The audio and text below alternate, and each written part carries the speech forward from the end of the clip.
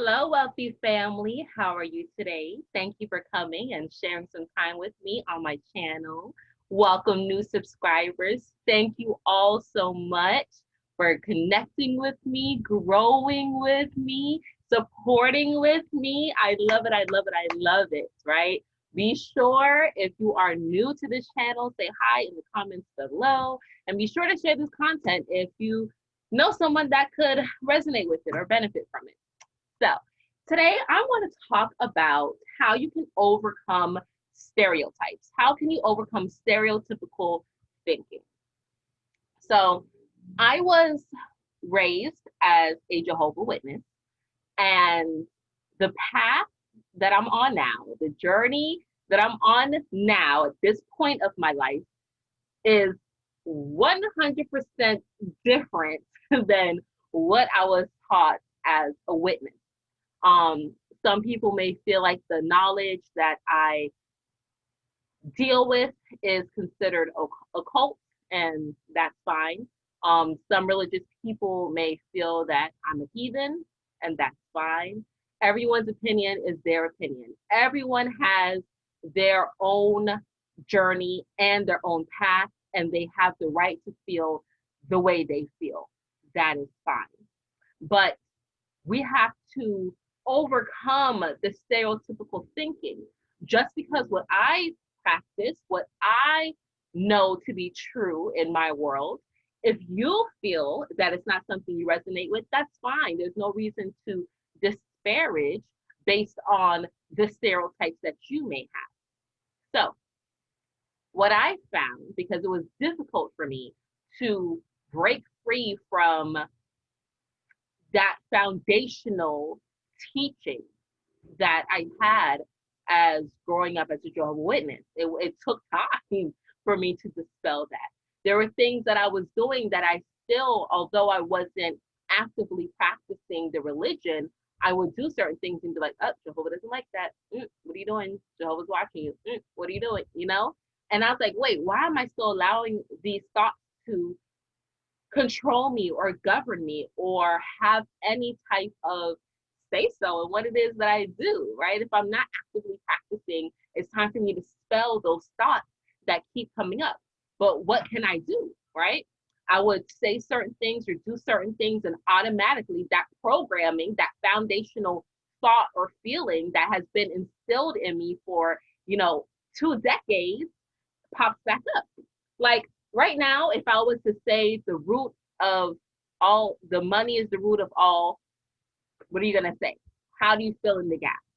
For me, it used to be the reverse of live. It used to be evil. Sorry about that. It used to be evil. But now, when I say money is the root of all, my conclusion of that is happiness, freedom, whatever it is. But it's something positive because I know money is just a tool. It's not a matter of being a lover of it. But if I want to do things, if I really want to change the world and I really want to make a stand, having money is imperative. I can't help people become wealthy and become vibrant with by being poor. You understand? So I had to change that mentality and understand that it's okay for me to pursue money. Excuse me. It's okay for me to pursue certain things in order for me to get the results that I really want. So what I started to do was, one, practice meditation. But two, I used to practice, or I still do rather, practice affirming the things that I know to be true within me. So there are certain things that I always resonated with, even when I was a Jehovah's Witness, and I would want to learn more about those things, and I would go to the Jehovah's Witness library to find out about those things. Like, what's God's view on tattoos, or what's God's view on gluttony, or God's view on veganism. And I would go to the one God source that I know, which is the Jehovah's Witness library. So of course I'm getting their views and their perspective on things. So I would have to go outside the box. The one thing I always appreciated was that the witnesses always told us to research it, look it up, do it. So I got in the habit of that. They never expected me to take it that far, this far. But starting to research the things that you know resonates with you, that you know holds some type of truth in you. When you research it outside of the box that you're already in, right, and get different viewpoints, now you can start to garner your own opinion, your own feelings, and things of that nature right along with that information. You understand? So if I wanted to find out really what tattoos are, or the symbolism of tattoos, are they really horrible? Is it causing harm to my body by permanently ingesting this ink and making it connect with my body, right, my skin? Is it really something that's horrible? I had to go start research and go back, because tattoos isn't something new, right? You see people who have no contact with civilization, who live in these ancient cultures, and they had tattoos. So what's the real meaning behind it? And when I read that information and I found things that resonated with me, I said, oh, that makes so much sense. I always felt that way. I started affirming those things to myself. I would create my own affirmations. So let's just say tattoos are beautiful creations of art.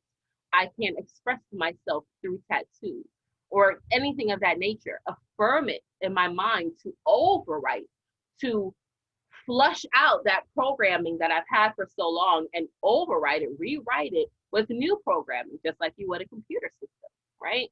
Also, most of the time, people just go along with the stereotype that's been given them for so long, like, all the white people's this, or all black people this, or all Spanish people this, whatever that stereotype may be. When you start to interact with different people, different cultures, different ideals, different perspectives, different, just all around differences, when you start to interact with different people who's not around your circle, or start to read different things, you start to see other sides of things, okay? And that will help break free the stereotypical message that you may have towards a particular thing. So as you practice that, as you practice getting out your box, being expansive, because we are all expansive, it will help to break the stereotypical thinking or preconceived notions that you may have. Excuse me. Also, leveling up, knowledging, getting knowledge and hoarding it in and getting it, like holding it all to yourself, is not healthy. So to break stereotypes, you want to gain knowledge, acquire knowledge, and then share it, which is the whole purpose of this channel. The information that I acquire, I share it from my perspective, because I wish I had someone doing this for me when I was, coming to awareness or consciousness or awakening, whatever it is you want to call it, right? As I was coming to remember who I am as a person and the things that I value, I was like, man, where are this and this and this? Where is this and this and this? And there is no one there. So as you acquire the knowledge and you're like, man, I was completely wrong about this. Spiritual people don't have to be this. Conscious people don't have to be this. Tarot readers don't have to be this. White men don't have to be this. Black women don't have to be this. Mexican children don't have to be this. Whatever it may be. When I started interacting with different things, different people, different situations, and started gaining knowledge, I started telling other people, hey, you're wrong about this. This is not how it has to be. You can change that. So acquire the knowledge and share the knowledge, because as you share with people, right, each one teach one, in my husband's beautiful words, as you share and encourage and teach other people, you're one, giving them the confidence that they may need to say, okay, I can do this, because you don't know how they may have felt. Two, you're affirming that information. You're making it solid and concrete, because the more you talk about something, the more you repeat something, the more you become in tune with it, the more connected you feel with it. And then three, you're allowing their viewpoints to come in as well. So you can say, hey, I walked into, this person's house, and the stereotype that they had around their culture, that wasn't the case. And they're like, oh, you know what? I about a couple years ago, I was around, so and so, and they also are from that culture, and I didn't think anything of it. But now that you said this, it helped me remember, and now I have a whole completely different perspective about this culture. You understand? Dispel the stereotypes. Because a lot of times, stereotypes come from ignorance. People just lump everybody in one big old pot of something, and that's not the way life is. We are all unique. We are all different, and that's what makes us beautiful. There is no one like you. I don't care how many Chanels you know. You will never meet a Chanel like me. I don't care how many Black women you know. You will never meet a Black woman like me. I am unique and I am different. And my perspectives and the way how I view things come off as such. And by doing that, I am allowing myself to be authentic and therefore breaking the stereotype that many people may have regarding people like myself. You understand? And then the next tip, I don't know what number I'm on, but the next tip on how to break stereotypes is put love and respect on every situation. Every situation. As my platform grows and I connect with more people on YouTube, on my other socials. By the way, follow me on Instagram, Twitter, and melanatedpeople.net as Ascending Infinite Goddess. But on Facebook, I don't know how much longer I have my Facebook, but Facebook, I'm Nell Knowles. But my profile picture says Ascending Infinite Goddess. So you'll find me. But when as I connect with more people and deal with more people, I'm dealing with different attitudes, different people, different perspectives. And you have some trolls, you have some people that like to deal with ignorance. And the best way how I deal with them is just saying, you know what, your truth is your truth, because what you believe is true. So it doesn't matter how much I try to tell you that these poles, the wonderful thing that my husband built in our backyard, is red. If you believe that it's red orange, there's nothing I can do to change you. I can try to give you my perspective, try to give you my viewpoint and say, no, this is fire engine red. And they're like, no, this is not that. This is how it looks. Da, da, da. I'm just going to say, okay, you know what? Fine. You're right. You got it. And just let it be. Put love and respect on every situation because everyone's perspective is different. So when you do that, when you put love on every situation and respect on every situation, I'm not saying you have to lay down and take BS from people. That's not what I'm saying at all.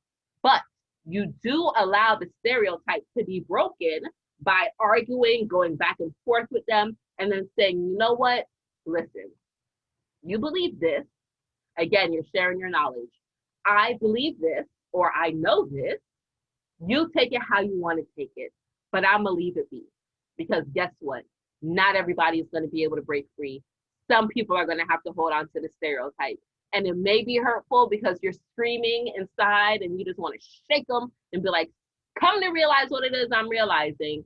You can't do that because everyone has their own path and their own journey. And when you realize that and you put love towards that, you just share what it is that you want to share. You say what it is that you want to say, and then you keep it pushing.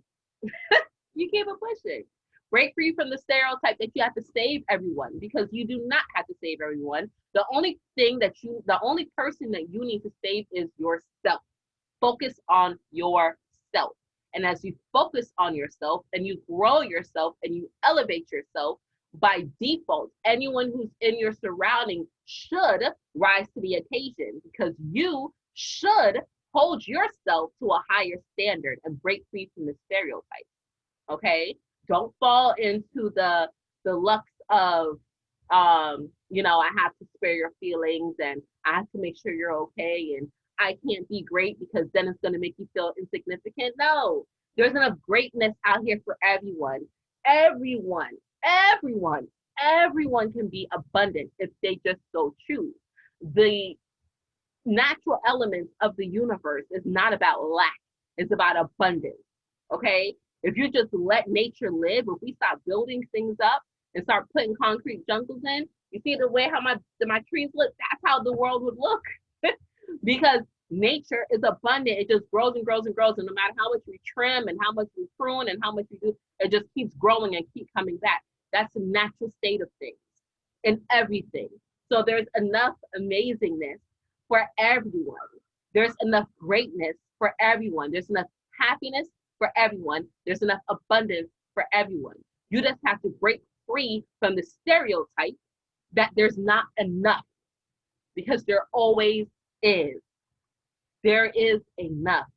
You are enough. Break free from the stereotype that we have to keep growing and acquiring more physical material things. Rather, break free from that stereotype, because that stereotype of material things bring you happiness is not accurate at all. That's one stereotype that I will say is 100% disproven. Because if you look at these celebrities who have everything, who have the women, they have the money, they have the fame, they have the toys, the cars, the house, whatever, and they're still not happy. They still are not happy. It's not so much more money, more problems. It's just that people fall away or come away further from what it is that they truly should have. So, wealthy family, I hope that helped break it down for you a little bit, how to break free from certain stereotypes, how to rise above and rise to the occasion. Again, feel free to comment below. Let me know what are some stereotypes that you are having difficulty overcoming, or that you have overcome. Right? Let me know down in the comments. I love to hear from you all. But until we meet again, wealthy family, be sure to be alert, be aware, and live in love.